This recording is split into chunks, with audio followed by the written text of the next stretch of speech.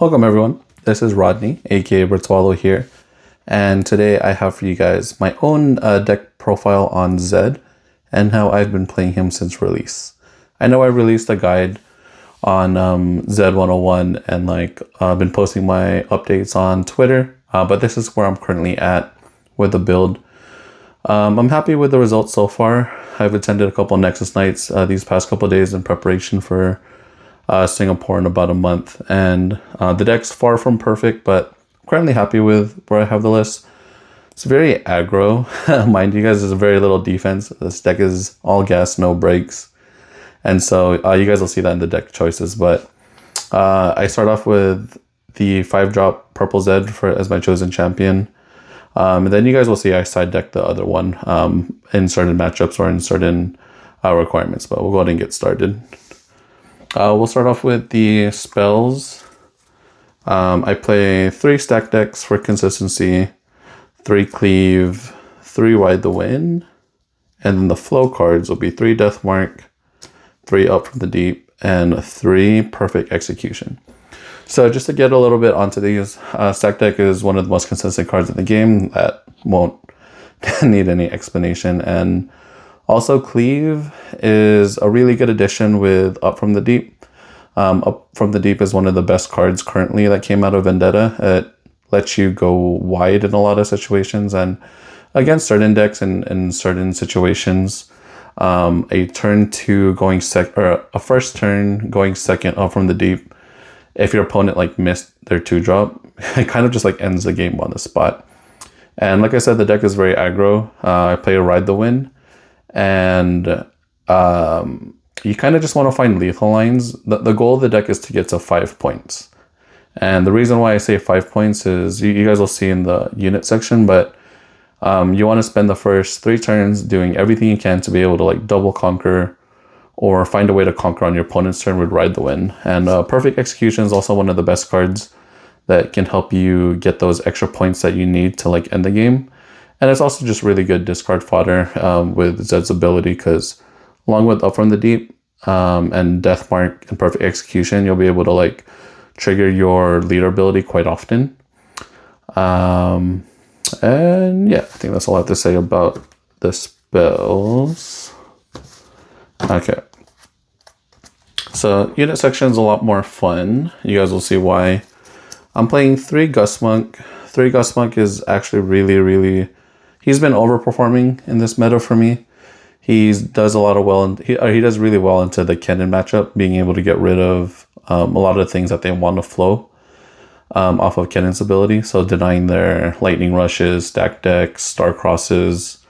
Also in just other matchups, being able to, for example, Dazzling Roar matchups, you could banish their Elder that they're trying to recycle. Because in those matchups, they only play 3 units. So if you're able to get rid of a lot of their Elder Dragons early, it's been really good. And also Gust Monk combines really well with Up from the Deep and the Tentacle tokens. So you can play Tentacles on your first turn, and then second turn you can play Gust Monk to banish something from their graveyard, and then now your Tentacles can attack, or one of them can attack for 3. And that's actually pretty significant. Traveling Merchant just helps with the consistency, the discard. There's a lot of cards that you want to discard. So he's always really good. And then Treasure Hunter, just extra gold generation. Noxus Hopeful combos well with all your 2-drops. Kaisa one of the best red cards. And we're also playing 3 Brynhir and 3 Baron. So this is the newest version of the deck where I'm adding Brynhir and Baron. Brynhir helps a lot in freezing your opponent and forcing them to, just makes kind of suboptimal plays, or forcing them to use up all their reaction, and then pretty much gives you a turn to being able to double conquer. I've actually used Brynhir more so in the mid game rather than the late game, because I found that being able to jump it ahead in tempo, or jump from turn points 3, 4, 5 in the mid game, while your opponent's still at 1, 2, or 3 points, has been really strong, because then I play Baron, and Baron kind of just ends the game on the spot. So the reason why I said that your goal early mid game is to get to 5 points is because because of Baron. Like right now, there's not a lot of ways decks can answer Baron right now. So this deck is really can score really efficiently and doesn't require you to use a lot of resources to score. So you can actually get to 10 runes pretty early. And then so if you're at 5, you're able to like double conquer 6, 7, and then you can actually just win the game off Baron. And there's not really much they can do about it. Like I said, right now there's not a lot of good main deck options in the meta that can answer Baron efficiently. And then also Baron, like even if you just drop Baron without winning the game, you have cards that it works really well with, like works really well with Up from the Deep. Now your tokens are hitting for 3 instead of 2, and then also combos well with all of your Shadow Clone tokens. Yeah, and then also just ride the wind too. Baron ride the wind and being able to just like move in and out of his own battlefield just like enables you to like score so much more points.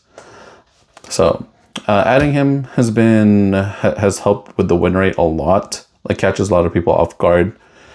One thing I will say though about the deck is it kind of struggles a little bit into blue decks that play Bellows Breath. Bellows Breath is like probably the deck's biggest kryptonites because it can kill your Zed tokens and your Tentacle tokens. That's one thing that you just kind of have to play around a little bit. You're gonna have to rely a little bit more on your bigger units, and then get Baron out and then safely deploy your tokens. So as long as you're able to figure and navigate that matchup, you'll be fine. For the sideboard is obviously always going to be meta dependent in what you plan on or what you think you're going to be playing in your local meta, but generically this is what I played. I played 3 Brittle Steel, 2 Invert Timelines, 1 Hard Bargain, and 3 Ferrous Forerunner, and the 4-drop Zed. I'm starting to think Brittle Steel isn't that good. I think I'd rather just have Thermo Beam. Because the 4 energy for 1 energy to use it, or the 4 energy and 1 power to use it from your flow is actually kind of just not really efficient versus just playing Thermo Beam outright and killing multiple things. So I think one of the biggest changes I'm going to make to the side is drop Brittle Steel and just play Thermo Beam. I think it just answers more things at a one-shot pace. Invert Timelines and Hard Bargain are more for like the control matchups.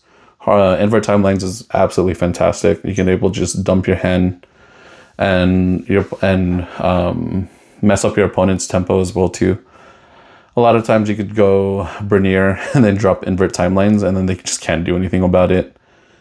Being able to deny Ezreal, Diana, Aurelia off of like, there's 7, 8, 9, 10 cards, drawing into 4 kind of just ends the game on the spot. And then also you just have so many cards that you're willing to discard that it's fine. And against more mid-range decks and control decks or decks that don't have Starcross, Ferrous Forerunner comes in. He's obviously a powerhouse of a card himself too. And then Zed 4-drop, I'll play him when either I go first because I have a reliable 2-drop on the second turn, and it also combos really well with my battlefields. Seed of Power is my on the play power field, so these guys together work really well. You'll be able to double conquer and trigger Seed of Power pretty efficiently. My blind pick battlefield is Zaun Warrens. It's the safest and most neutral. You and your opponent don't really gain too much out of it. If you lose or win the die roll, if you win the die roll, it obviously helps accelerate your game plan. You can dig for things like Baron, Brynhir, and kind of like anything that you need, and then get all your flow cards to the discard. But if you lose the die roll, it's fine. And if your opponent first conquers on Zaun, you're not giving up too much compared to like if you're playing other battlefields like Targon's Peak, or where you get like just way more benefit out of it. And then going second, I play Forbidden Waste. I think this is one for aggro decks. Forbidden Waste is one of the best cards that you can put in, or it's one of the best battlefields that you can consider for aggro decks. Just helps be able to like have your smaller units just conquer and take over anything, or force them to put double units, but then they kind of get punished with Cleave or like an accelerated Kaisa. So I found this card to be the best going second. Rune split's pretty simple. It's 6/6, 6 purple, 6 red. You play a mix of Baron and a mix of like Kaisa, Forerunners. What else is in here? Oh yeah, and the perfect executions. So not too mana heavy. The only thing that really takes too much of your mana is Baron, but when you're playing it at 10, you're gonna hit the rune. You're gonna hit the rune count anyway. So yeah, that's there are some changes I want to make to the deck going forward. This has just been my first week testing for Singapore. Went to a few local Nexus nights. My first one I actually didn't do so hot. I went 1 and 2. And then I made some adjustments, added more Barons, and made some tweaks to my 2-drop units. And then went undefeated at the next local Nexus night.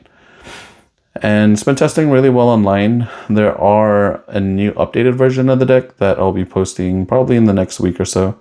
So if you guys want to follow me on Twitter, I'll be able to like post my updates. And I'm also posting a series where I'm prepping and like where my mindset is and how I'm getting ready for Singapore in a month. So yeah, I hope you guys enjoy the deck profile. If you guys have any questions, just ask me. Feel free to ask me below here on the YouTube channel or online. And if you guys would like and subscribe, it would really mean a lot to me. You guys we're almost at 500, and it's crazy. It's been a little bit over a month since I've started content creation for Riftbound, and I love it. I love the community, and I love educating. I'm an older player myself, so I feel like I have a lot to teach the new generation of card game players.